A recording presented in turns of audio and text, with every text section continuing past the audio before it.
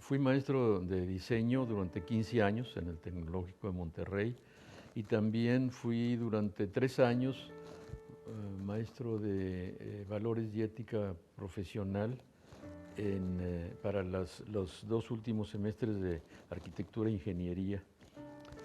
Sí, al dar la clase yo no pretendí nunca imponerles nada a mis alumnos, por eso incluso en las clases de ética y de valores no aceptaba los libros de texto. Yo quería que ellos mismos y junto conmigo discutiéramos sobre los diferentes temas y eso les ayudaba mucho más a grabarse en la mente pues, el tema de la clase que estaban tomando.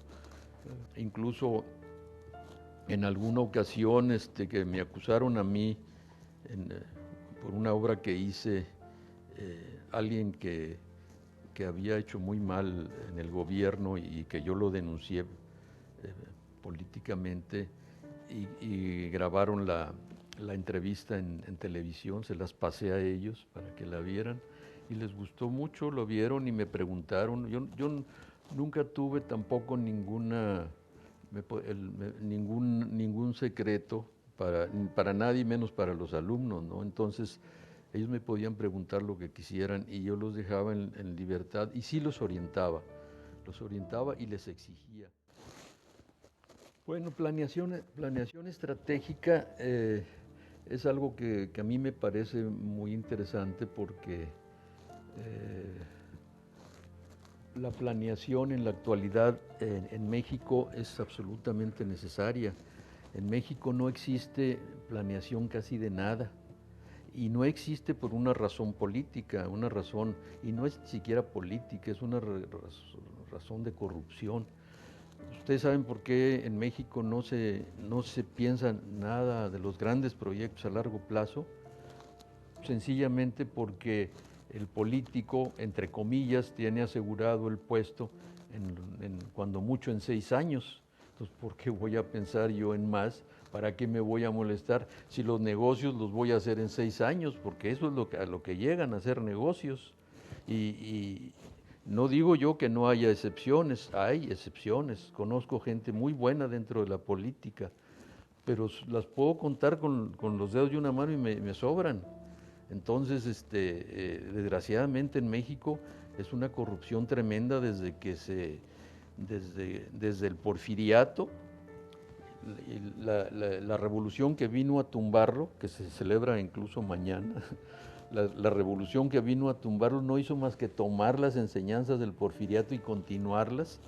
Entonces, uno de los grandes problemas de México es, primero, conocer bien la problemática que se tiene, o sea, llegar a tener un verdadero diagnóstico de lo que está pasando, y segundo, hacer una planeación de largo plazo.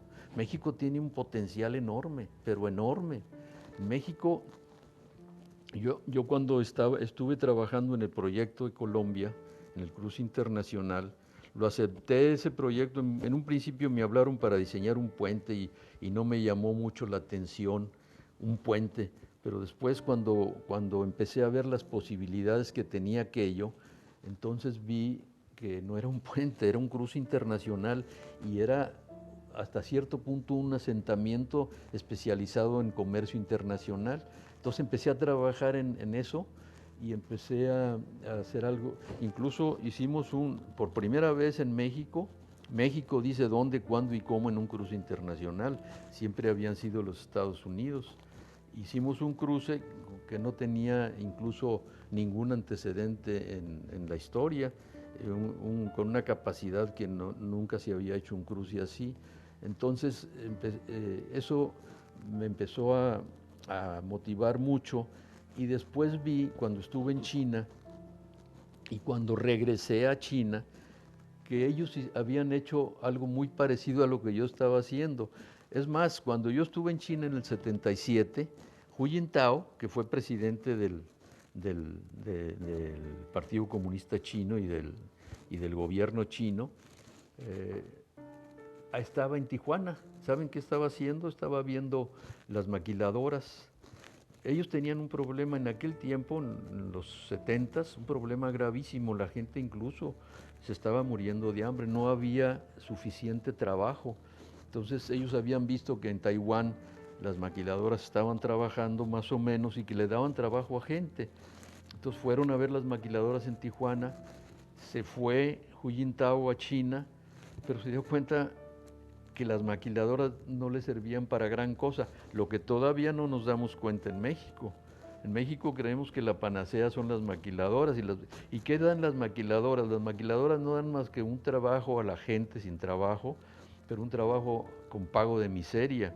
Lo que gana aquí el obrero mexicano es miserable, ¿eh? No lo ganan casi en ninguna parte del mundo.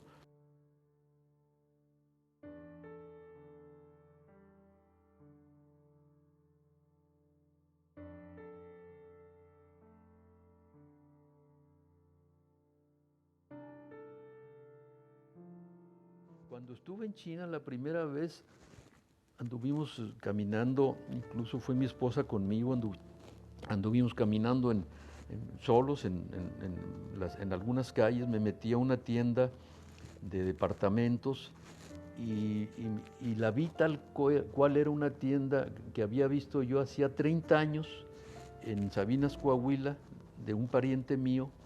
Y dije, pues China está atrasada 30 años con relación a México en las condiciones actuales.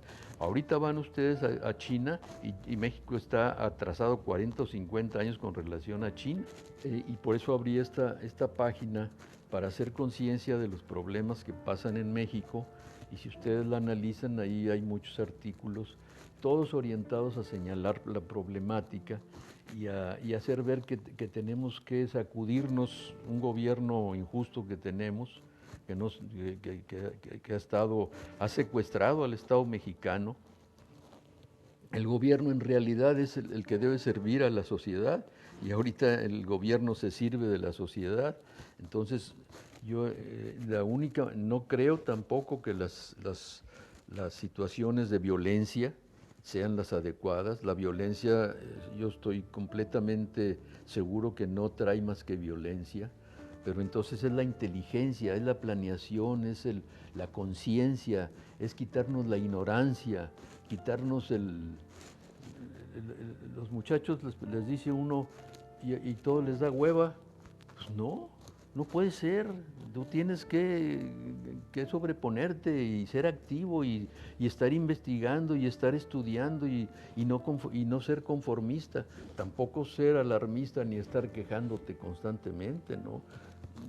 Más que quejarse hay que ser propositivo y eso es el objeto que tiene mi página, ser un poco propositiva y un poco sacudir conciencias.